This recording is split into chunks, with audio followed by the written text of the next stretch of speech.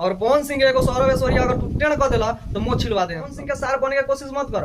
पवन सिंह सही दूर बरान अपना पत्नी से, तू काहेला उनको सार बनेला प्रणाम। तो भैया ऐसे लागता कि खेसारी लाल यादव जी के जेल हो गई बा, वैसे लोग पगला गई बा। जी हाँ, रघुआ सबके हमें वीडियो में हम पूरा रघुआ सबके जानकारी दें। तो अगर वीडियो पर हमारा नया हो गया तो वीडियो को लाइक और चैनल को सब्सक्राइब जरूर कर दें। रघुआ सबके पहला नंबर में बतला दी कि सौरभ ऐश्वर्या जो उनकी मोतिहारी के रहे वाला बरन, इनकर कहा नाम बा कि अगर खेसारी लाल यादव के गाना ना आई तो कोनो हीरो गाना ना गाई। तू समझा? हाँ। मतलब रघुआ सबके समझा दी कि सिंगर गाना गाई, लेकिन जो एक्टिंग हीरो फिल्म में करता उनकर गाना ना आवे दियन सौरभ ऐश्वर्या। नहीं, तू समझा नहीं। अब रघुआ लोग के इनकर इतिहास बतला दी कि गाड़ी देवे में मास्टर हवन, इनका से गाड़ी देवे में केहू ना जीती भैया। काहे कि इनका इज्जत के कोनो परवाह ना रहेला, तारी बहिन ना बा इनका घर में, ई केकरो के गाड़ी दे देवला। लेकिन कुछ दिन पहले भैया रघुआ सबके बतला दी कि राजन सिंह मुकुट जवन की A1 बिहार उनकर चैनल बा, वो इनका ऊपर FIR कैलन मोतिहारी से भैया। ओकरा बाद बहुत दिन ले बिल में घुस गए रहल, इनकर कोनो आता पता ना रहल, एको वीडियो ना बनत रहल। लेकिन अब फिर से अलहन कि अगर खेसारी लाल यादव गाना ना निकलियन तो कोनो एक्टर हीरो के गाना ना आवे दे। तो इनका के हम बतला दी कि खेसारी लाल यादव जी के खाली एल्बम गाना कैला से रोक बा, फिल्म में गाना करिए, स्टेज शो करिए, कुछो में रोक नहीं खे। हमार दर रहल बात गाना रोके के तो तू जेकरा टारगेट कर रहल वाला पवन सिंह के तो एगो टेढ़ क देबा नु, ओ दिन मुंह छिलवा दे हमसे, समझ ल। जितना पवन सिंह के फैन बा और पवन सिंह एगो सौरभ ऐश्वर्या अगर तू टेढ़ क देला तो मुंह छिलवा दे हम सब।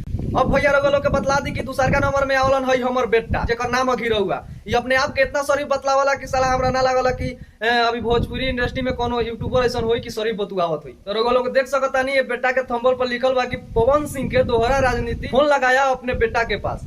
एकरा कहे के मतलब बस समर गौतम यानी मगैया जवान के ई टारगेट करता कि पवन सिंह फोन करके मगैया जवान के कुछ कहले बा।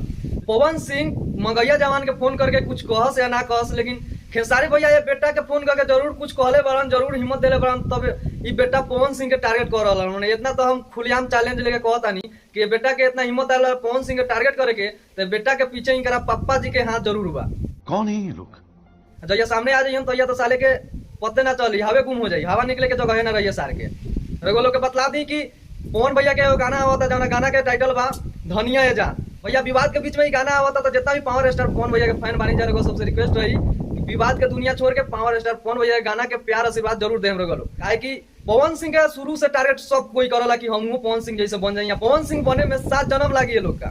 तो रघुआ लोग के बतला दी कि बेटा के कहा नाम बा कि अगर खेसारी लाल यादव जी के नाम लेकर अगर कोई वीडियो ना बनाता तो ओकर व्यू ना जाई। तो हम ये बेटा से इतना चैलेंज करता नहीं कि सर अगर तू पवन सिंह के नाम ना लानू तो तोरा साले 2 समय के खाए ला ना जुड़ी, इतना समझ ला। और वीडियो जितना भी आ रहा बा खेसारी भैया के एग्रीमेंट के लेके, अगर पवन सिंह के तू अगर टारगेट बेटा ना कहले रहते कोनो वीडियो में नू तो साथ तो उनको व्यू ना जाता, 2 समय साले खाए ला तरसता। तू कहता रहा खेसारी भैया के नाम लेके, तो खेसारी भैया का जौन इंसान नाम लेते नू कदर इज्जत से खेसारी भैया के नाम लेते जैसे हम लेता ठीक बा। तोरा लेखा साले चुतिया या हरामीपन हमने करे ना वाले। पवन सिंह का सार बने के कोशिश मत कर। पवन सिंह सही दूर बरान अपना पत्नी से, तू काहेला उनको सार बनेला तैयार बड़ा हो। तो भैया ज्यादा कुछ ना बोलेंगे और ज्यादा कुछ बोले तो बहुत ज्यादा दिक्कत हो जाए। ये लेके हम ये वीडियो खत्म करता नहीं, बस रहो सब पवन भैया गाना के इंतजार करी। मिलता नहीं अगला वीडियो में, तब तक नमस्कार, लव यू ऑल।